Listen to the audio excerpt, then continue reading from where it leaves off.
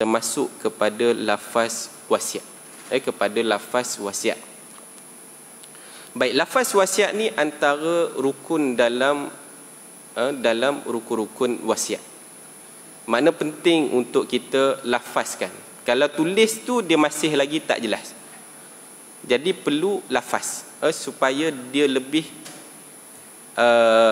konkret, dia punya willing dia nak bagi tu.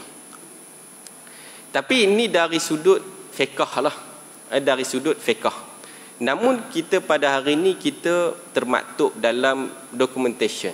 Kita ada termaktub dalam kalau ni lawyer-lawyer tahulah berkenaan dengan apabila kita nak melakukan wasiat tu, maka kita perlu ada rekod dari sudut perundangan.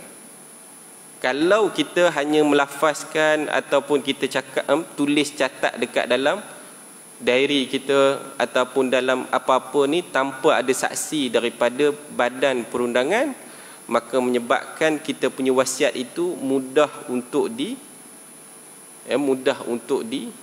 dibatalkan. Macam-macam lah sekarang ni.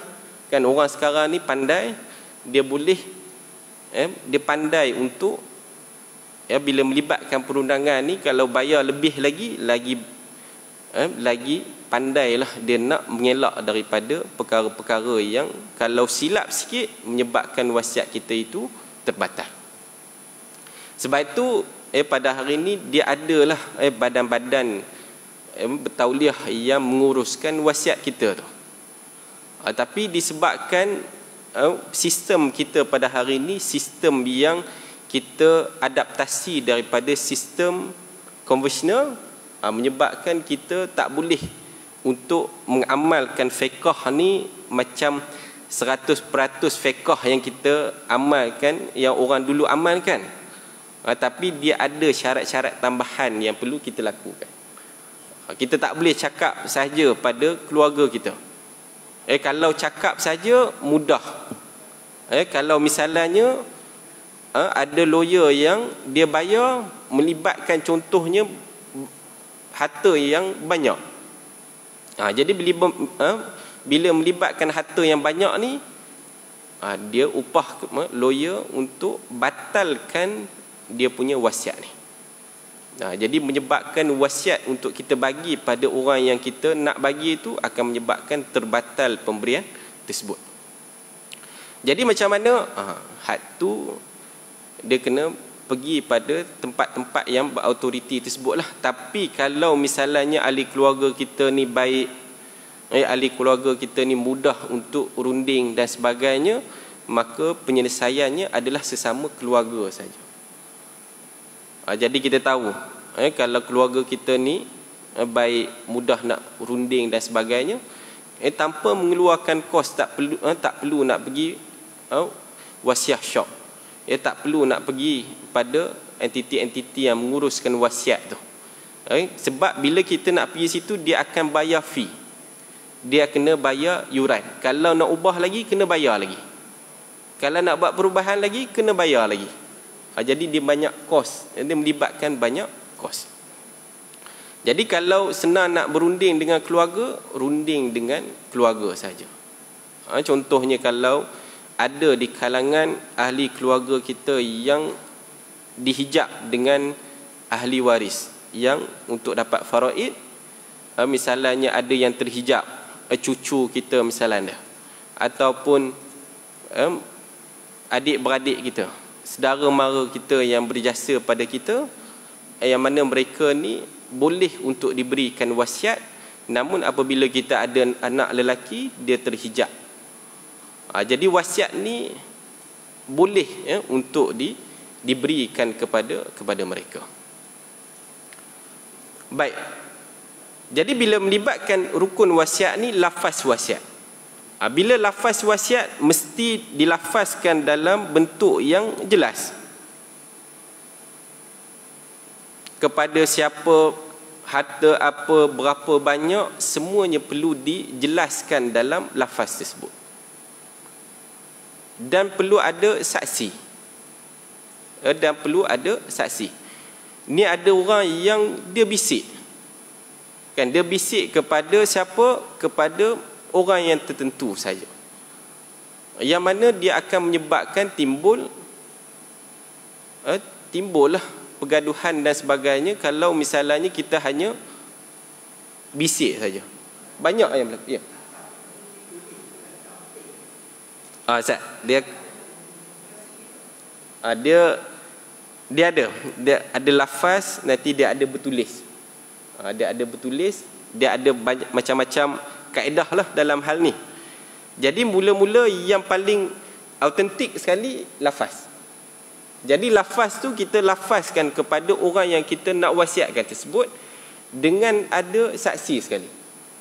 Dengan ada saksi. Maknanya kita kumpul keluarga kita tu, kita tahu kita nak bagi had tanah ni berapa relung ni dekat sekian-sekian.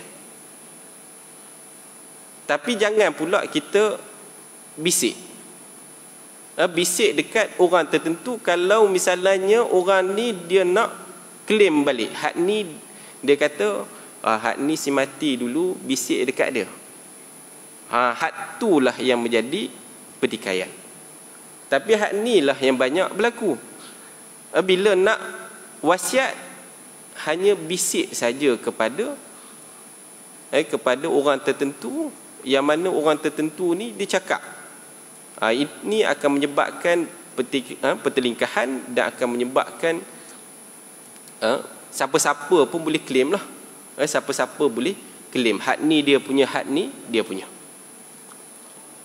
Jadi kalau berlaku macam tu, dia akan implikasi dia tidak sah wasiat tersebut. Jadi misalnya memang ada orang dia kata dia bersumpah, memang dia bisik pada dia. Tapi kalau misalnya tak ada saksi, makna mahkamah hakim dia akan, bila tak ada bukti, tak ada saksi, maka dia punya wasiat tu tidak valid. Tidak valid. Hak ni dia perlu berhati-hati lah. Dia perlu berhati-hati. Sebab hak ni banyak berlaku. Bila hak ni banyak berlaku, dia akan menyebabkan pergaduhan. Pergaduhan sesama adik-beradik. Baik, yang kedua iaitu apabila ditulis. Ditulis. Bila dalam bentuk penulisan ni tak apalah. Bila ada macam kita lafaz tadi, kita jelas dari sudut berapa, pada siapa dan sebagainya, jelas. Dan kita tulis tu dalam keadaan hak ni syarat dia, tambahan dia apa, mesti berniat sekali. Maknanya niat untuk bila tulis tu dalam keadaan dia sedar, dia nak bagi harta dia ni pada sekian-sekian.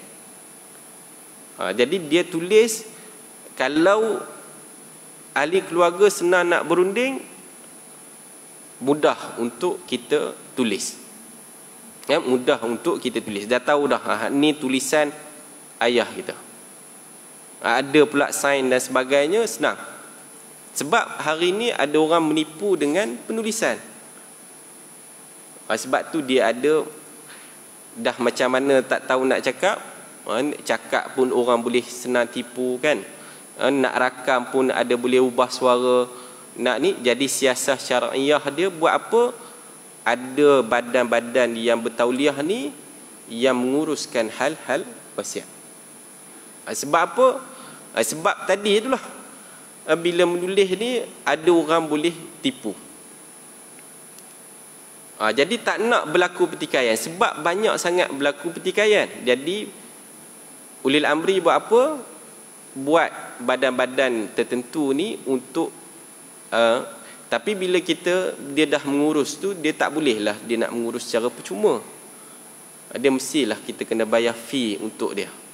Macam kita jumpa lawyer lah, kita bayar fee kepada lawyer tersebut. Macam tu jugalah kalau kita pergi dekat amanah raya dan sebagainya, kita kena bayar fee.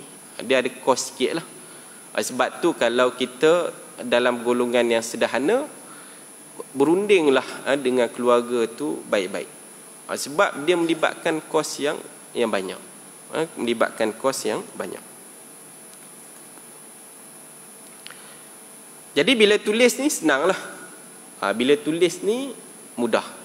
Kalau lafaz ni ialah bila had ni kata macam ni, had tu kata macam tu, dia akan menyebabkan macam-macam version. Bila main lafaz ni. Kan lafaz ni bukan ada orang main game.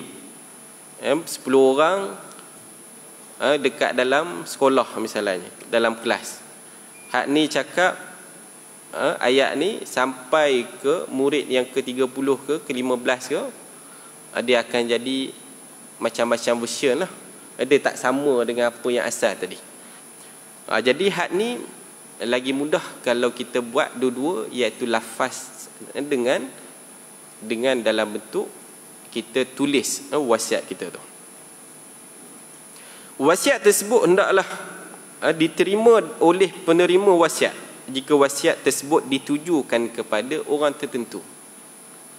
Hak ni syarat yang dikemukakan oleh mazhab Syafi'i, iaitu orang yang nak menerima tu dia tahu, dia terimalah, dia terima dia punya wasiat tersebut.